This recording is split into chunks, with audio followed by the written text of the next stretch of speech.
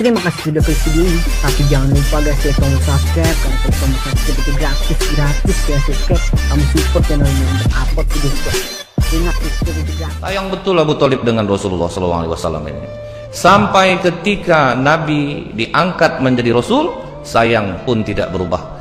Pernah Abu Thalib ini diintimidasi Pak oleh orang Quraisy. Kau suruh enggak keponakan kau itu berhenti? Enggak juga dia berhenti berdakwah. Kami akan melakukan tindakan kekerasan. Tapi kalau dia mau berhenti, dia mau jadi raja Arab, kami jadikan dia raja. Dia mau harta, kami jadikan dia orang paling kaya. Kalau dia mau perempuan, kami carikan perempuan kami yang cantik. Tapi Rasulullah mengatakan, bulan, matahari diletakkan di kedua tanganku ini, tidak akan kuhentikan dakwah ini paman. Maka kata Abu Thalib, lanjutkan dakwahmu nak, aku yang akan membelamu. Jadi Abu Thalib sendiri yang membela dakwah Rasulullah.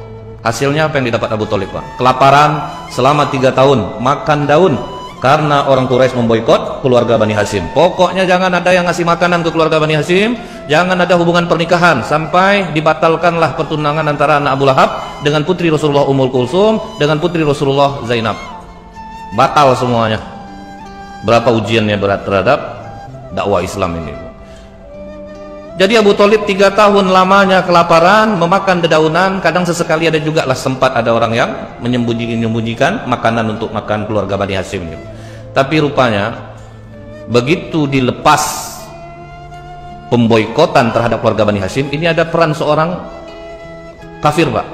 Namanya adalah Mut'im bin Adi. Ini orang, sampai kata Rasulullah waktu menawan tawanan perang Badar, aku kalau sempat Mut'im bin Adi yang datang kemari minta dilepaskan 70 orang tawanan ini, aku lepaskan mereka, karena besar juga jasa Mut'im bin Adi ini Pak. Tapi dia bukan Islam, jasanya besar terhadap Islam.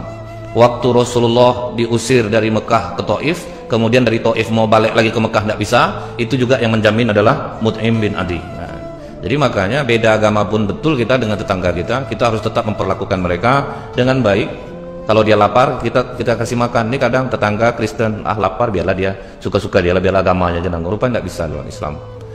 Tetap kita harus berhubungan baik kepada orang di luar agama kita, kecuali dia mengganggu atau memerangi kita. Nah, jadi Mut'im bin Adi inilah yang menjamin waktu itu lepas pemboikotan keluarga Bani Hashim. Tapi beberapa hari sudah lepas Pak, mungkin terkejut perut Abu Thalib dapat makan yang normal lagi, jatuh sakit. Di saat sakit keras itu Rasulullah datang mengatakan kepada pamannya, Ayyu am kul la ilaha illallah, wahai paman, kau tinggal sebut aja la ilaha illallah, kalimatun ahaju laka biha indallah. Ini akan jadi alasan bagiku untuk memintakan ampun kepadamu pada Allah. Dibujuk oleh Rasulullah, tinggal mengucap la ilaha illallah aja paman, udah masuk surga kau paman. Kemudian datang Abu Jahal Pak, atargabu an millata Abdul Muthalib, apakah engkau membenci agama Abdul Muthalib? Nah, inilah bahayanya kawan yang buruk Pak. Lemah jadinya hasutan yang baik di saat kalau ada hasutan yang buruk datang. Karena Pak, pikiran kita ini lebih mudah untuk buruk daripada untuk baik. Nah, dihasut oleh Abu Jahal, akhirnya apa yang terjadi Pak? Abu Thalib menggelengkan kepalanya, dan dia tetap bertahan dengan kemusyrikan sampai ruh keluar dari badan. Sebagai keponakannya, Rasulullah berdoa kepada Allah, Ya Allah, ampunilah dosa pamanku ini. Banyak jasanya terhadap Islam. Dia sayang kepada nabimu. Dia memelihara aku sedari aku kecil. Ampunilah dia ya Allah, ampunilah pamanku ini. Apa jawaban Allah Pak? Maka nalin nabi walladzina amanu ayastaghfiru lil musyrikin. Tidak pantas bagi seorang nabi dan orang-orang beriman memohonkan ampun untuk orang musyrik. Tak diterima oleh Allah Pak. Jadi mau sebaik apapun orang di luar Islam kepada Islam ini, kalau mati tidak dalam keadaan Islam, maka tidak akan diterima kebaikannya, walaupun keponakannya nabi itu Pak. Sementara orang non-muslim merasa kecil hati dia dipanggil kafir. Kata Rasulullah, pembatas antara iman dan kekufuran adalah sholat. Jadi siapapun yang tidak sholat kafir Pak, maupun dia orang Islam. Jadi kalau bapak orang tua kita tidak sholat, percuma kita mendoakan ya Allah ampunilah ya, tetap tidak akan diterima oleh Allah. Ketika Rasulullah sedang ceramah, apa kata Rasulullah? Saat ini pintu-pintu langit sedang dibuka oleh Allah. Siapapun yang ingin bertanya, tanyakanlah sekarang. Menunjuk seorang pemuda, ya Rasulullah, ayahku hidup dalam keadaan jahiliyah. Setiap kali sholat aku selalu memintakan ampun kepada Allah untuk ayahku, karena kau mengatakan doa anak langsung dikabulkan oleh Allah untuk mendoakan orang tua. Setiap sholat aku memohonkan ampun kepada Allah untuk ayahku. Di manakah posisi ayahku sekarang ya Rasulullah? Jawab Rasulullah, di neraka. Menangis pemuda ini Pak, mau keluar dia. Kata Rasulullah, jangan kau menangis. Ayahmu dan ayahku sama-sama di neraka. Maksud ayahku itu adalah paman Nabi Abu Thalib. Tidak ada istilahnya Allah, oh ini keponakannya Nabi, tidak apalah, kita masukkan aja. Tidak ada Pak. Kalau kita ya banyak tenggang rasa tuh Pak. Tidak enak lah kita, keponakan Nabi itu. Malik, tidak usah lah kau azab betul lagi Malik, pelan-pelan aja lah ngazabnya itu. Nanti lain lah kata orang. Tidak ada Pak, pokoknya masuk neraka. Sampai kata Rasulullah, kalau bukan karena aku, pamanku ini akan diletakkan oleh Allah di neraka yang paling bawah. Tapi Allah hanya meletakkannya di neraka yang paling ringan. Bertanya sahabat, bagaimana neraka yang paling ringan itu ya Rasulullah? Dipasangkan sendal neraka di kaki, mendidih otak di kepala. Itulah azab neraka yang paling ringan. Dan dia merasa itulah azab yang seberat-beratnya. Terpukul hati Rasulullah. Paman meninggal dalam keadaan tidak muslim. Berduka betul Rasulullah. Berapa sedih hati Pak. Dari kecil bersama banyak bayangan oleh Rasulullah.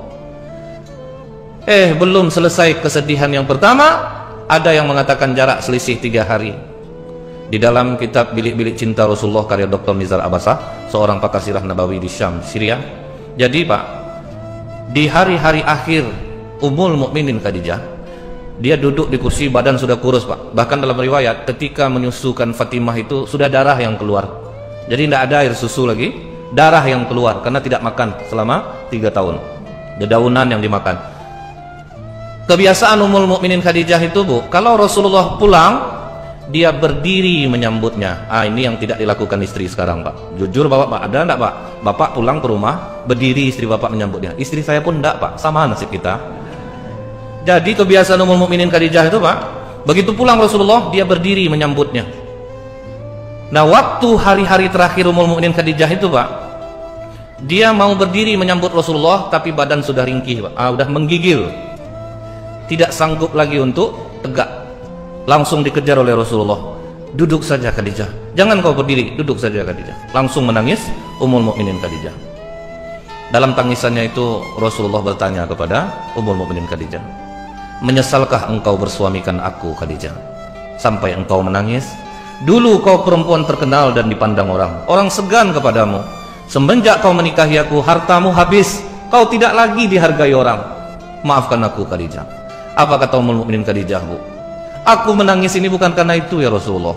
Aku melihat perjuanganmu masih panjang, sementara hartaku tidak ada lagi bisa untuk menolong dakwahmu. Jika aku mati ya Rasulullah, dan kau akan menyeberang lautan untuk berdakwah, tolong gali kuburku, susun tulangku satu persatu, jadikan jembatanmu. Kemana mau cari istri macam ini Pak? Inilah Bu yang membuat Rasulullah nyaris tidak menikah setelah kematian Ummul Mukminin Khadijah. Rasulullah memang tidak mau nikah lagi Pak, tidak mau menikah lagi. Cuman anak 6 masih kecil-kecil Bu, Zainab, Ummu Kulsum, Qasim, Abdullah, Ruqayyah, Fatimah, masih kecil-kecil.